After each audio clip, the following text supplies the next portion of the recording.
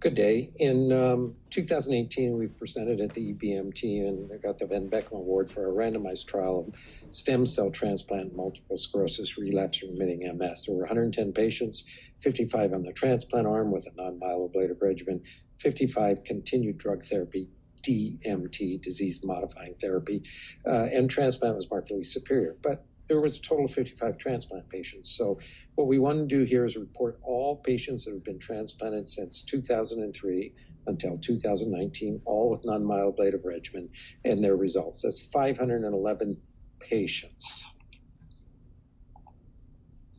The demographics of these patients are a mean age of about 36, about 62% female, 87% Caucasian, disease duration about 7 years, and 81% or 415 were relapsing remitting, 93 were transitioning into secondary progressive.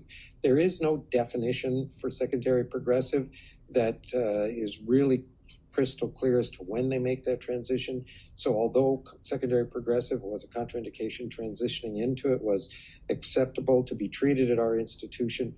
Of interest, all secondary progressive in transition into that form of the disease had stiffness or spasticity of their gait, which none of the relapse remitting did. It is a good way of identifying that subset when you're still questioning if they're relapse remitting or secondary progressive.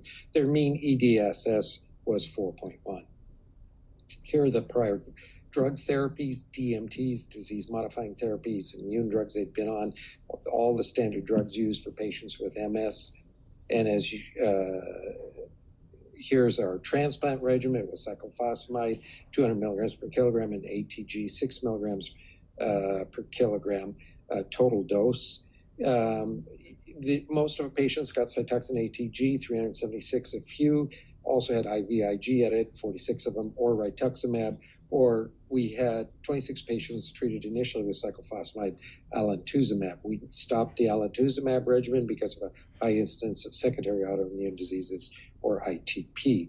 We tried IVIG and rituximab in the regimen to see if those would affect the incidence of secondary autoimmune diseases, not to try to improve efficacy. The treatment-related mortality was 1 death in 511.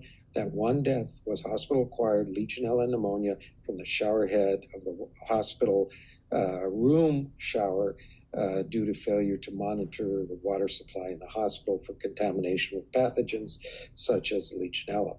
Overall survival was 99.8%. All patients foregoing on the floor had surveillance cultures of their nose, perianal area. 14 patients had VRE, vancomycin-resistant enterococcus, and perianal surveillance culture. We did occasionally find methicillin-resistant staph or even aspergillus on a nasal swab. The blood serologies, 57% were positive for herpes simplex virus 1, 21% for herpes simplex 2, 38% for CMV, 56% were qualitatively positive for JCV. Of the mean index in those positives, 1.3, with some of them as high as 3.79. Infections during transplant were surprisingly few. We only had 1 bacteremia, and that was not associated with changes in blood pressure or evidence of sepsis. That was Klebsiella pneumonia. That's despite using prophylactic IV antibiotics such as cefepime when neutropenia developed. No patient developed drug-resistant organism, and only 1 developed a bacteremia. We did have 6 cases of Clostridium difficile diarrhea, and unfortunately 1 case of Legionella pneumonia acquired from the hospital supply in the room from the shower head in the hospital. We attribute this low incidence of bacteremia or infections to the fact the regimen does not cause mucositis, and we did not leave a central line in place between mobilization and transplant, and the fact it's non-myeloablative without mucositis. Infections after discharge from the hospital in the first 100 days and from 100 days to 1 year were almost always a urinary tract infection or an upper respiratory tract infection. As you can see, upper respiratory tract infections include sinusitis, otitis media, rarely a walking pneumonia, never requiring hospitalization. There were also upper respiratory tract infections from respiratory viruses, RSV, rhinovirus, influenza A or B, parainfluenza, metapneumonia. This was before the onset of COVID-19. Our relapse-free survival out at 5 years is 89%, the vast majority after transplant receiving no more immune therapies, did not relapse or require retreatment. And if we look at change in EDSS or improvement of neurologic disability, the lower the number, the better the disability. For all patients, 511, it is this blue dash line. You can see the mean was 4.1. After 5 years, it was 2.5. So marked improvement. And when you look at the different non-myeloablative regimens that we use, they all followed the same profile. If we separated by those that were transitioning into secondary progressive MS, which were 93, the EDSS starting was higher, and it tended not to improve. There was slight improvement in those who had enhancing lesions within the last year and were transitioning into secondary progressive, and improvement from a start of about 5.5 to about 5, about half point, but it's subtle, not much change, not much neurologic improvement. In contrast, the vast majority who were relapsing remitting, 415 improved from EDS 3.8 to 2.2. That's marked improvement. Vast majority had no further therapy. Late secondary autoimmune diseases, even before transplant, 53, or about 10%, had hypothyroidism. Only a few more developed it afterwards. 8 had a history of Graves' disease. 15 developed it afterwards. 1 had a history of ITP. 7 developed it afterwards. So definitely Graves' disease and ITP seem to have a higher frequency after a transplant. When we broke it down by regimen, the incidence of thyroid hypo or hyperthyroidism after transplant was very similar between Cytoxan, alemtuzumab, and Cytoxan ATG, but ITP was much more common in the few patients got alemtuzumab than it was with ATG, although it still occurred.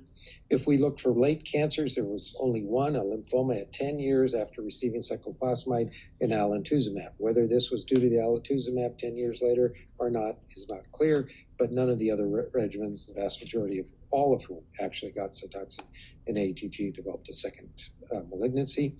So in summary, this is a single center experience of all our patients from 2003 undergoing transplant for relapsing remitting MS or transitioning into secondary progressive. We found that this is more patients than treated in either the MS CARE 1 or CARE 2 studies that obtained FDA approval for alemtuzumab. There were about 300 patients in each of those studies, and here we have 511. Our mortality was from treatment was 1 of 511, or 0.2, and that could have been avoided. It was iatrogenic, and it was contamination of the hospital water supply with Legionella. There needs to be careful attention and reporting to infections and prevention of infections during a transplant, and careful follow-up for and reporting of secondary autoimmune diseases or cancer in order to compare different regimens and approaches. That this non-myeloablative regimens resulted in sustained treatment-free improvement in disability without further treatments, and in the EDS improvement that of more than 1 point, of 1.5 points, that it's never been seen with any type of DMT therapy, that you stay on continuously, and this is a one-time treatment. This has therefore changed the natural history of relapsing remitting MS, and we've never had any late opportunistic infections such as PML or PCP. Thank you.